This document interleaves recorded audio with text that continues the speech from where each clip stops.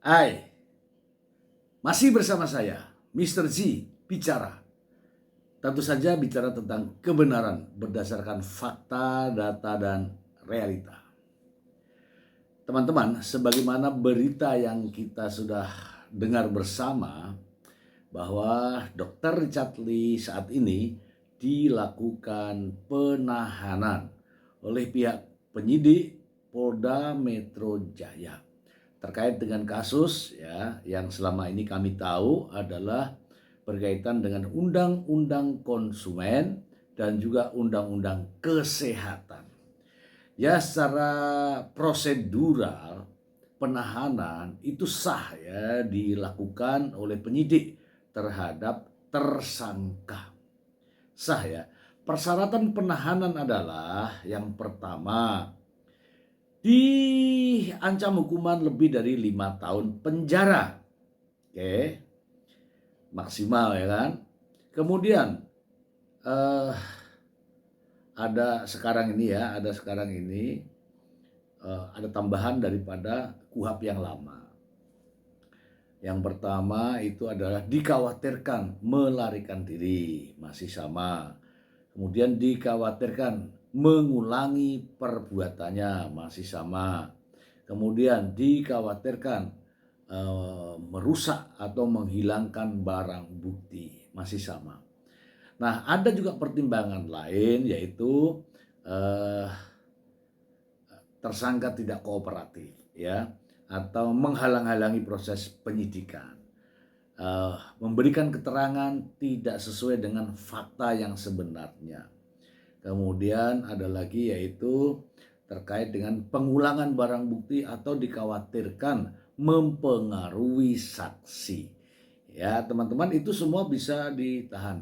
Dan penyidik Polda Metro Jaya melakukan penahanan ini tentu saja sudah sesuai dengan prosedur penahanan terhadap tersangka. Namun demikian, Dr. Richard Lee karena bukan seorang kriminal ya, bisa saja Dr. Richard Lee dapat dikeluarkan dari tahanan sebagaimana keyakinan daripada penyidik. Pertimbangan penyidik itu ada beberapa cara yang harus ditempuh oleh pihak dari Dr. Richard Lee ya, dalam hal ini penasihat hukumnya, gitu ya. Nah, teman-teman, untuk dapat dilakukan ada dua cara ya, minimal penahanan dan juga pengalihan jenis penahanan ya. Yang pertama kita bahas mengenai penangguhan penahanan. Itu juga diatur ya dalam dalam pasal 110 ya, 110 KUHP yang baru ya. Di sana tersangka ya berhak mengajukan kepada pihak penyidik untuk penahanannya ditangguhkan. Nah, teman-teman, disinilah ya prosedurnya, yaitu penasihat hukum mengajukan permohonan, membuat pernyataan ya kan, kemudian memberikan jaminan ya, apakah itu jaminan orang atau barang. Nah, nanti jaminan itu dilaporkan kepada jaksa, kemudian akan dititipkan kepada panitera, gitu ya ceritanya ya, ini prosedurnya ya. Jadi ketika penasihat hukum mengajukan permohonan, surat pernyataan ya, biasalah ya, bahwa tersangka akan kooperatif, tersangka akan tidak melarikan diri dan sebagainya, kan ada semua itu ya. Kemudian akan memberi keterangan yang sebenarnya. Intinya adalah bagaimana cara bahwa tersangka ini dapat diberikan kebijakan untuk ditangguhkan. Dan hal ini sudah biasa ya di kepolisian ya, karena memang diatur. Jadi hal itu boleh ya, dibolehkan. Yang mengajukan bisa saja penasehat hukumnya, bisa saja orang tuanya, bisa saja istrinya, bisa. Yang penting orang-orang yang mengajukan ini mau untuk sebagai jaminan, ya. Dan ada pernyataan bahwa dia akan menghadirkan bila mana dibutuhkan dalam proses penyidikan misalnya. Itu.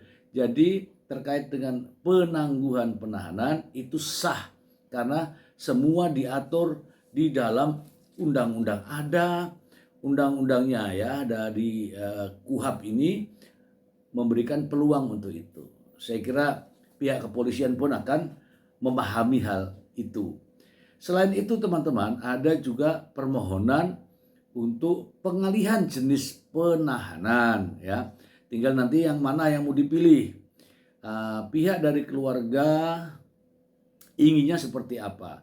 Pihak dari Richard Lee inginnya seperti apa? Pihak dari penasihat hukum inginnya seperti apa?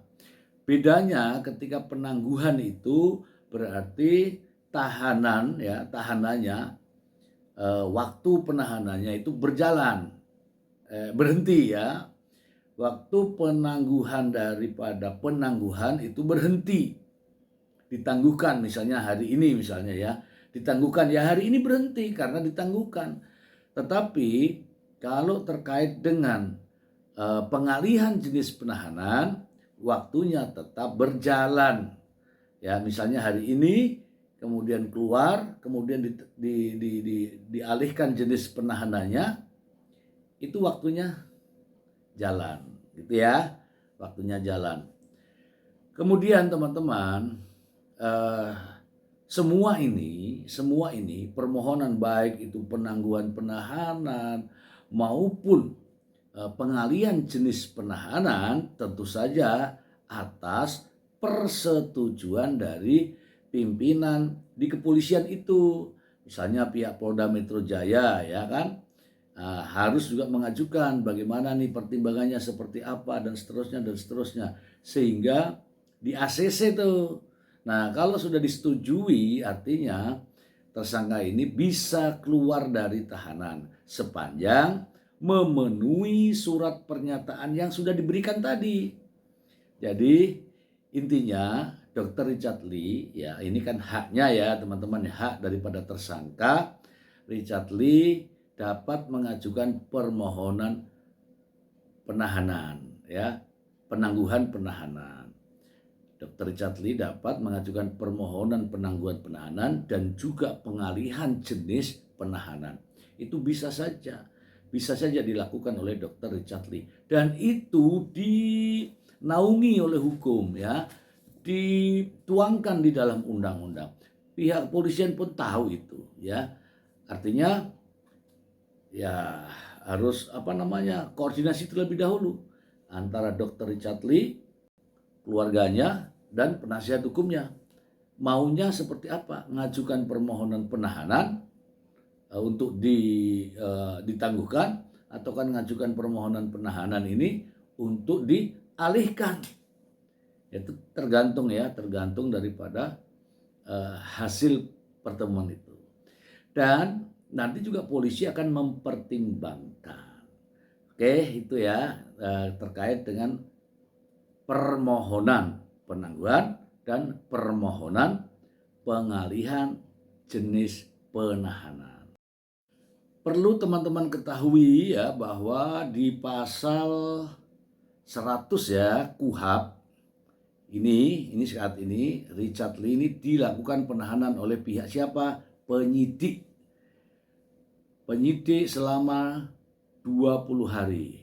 Kalau nggak dikeluarkan berarti Richard Lee ini berada di tahanan sampai habis di 20 hari. Kemudian nanti akan diperpanjang oleh jaksa penuntut umum selama 40 hari, ya kan?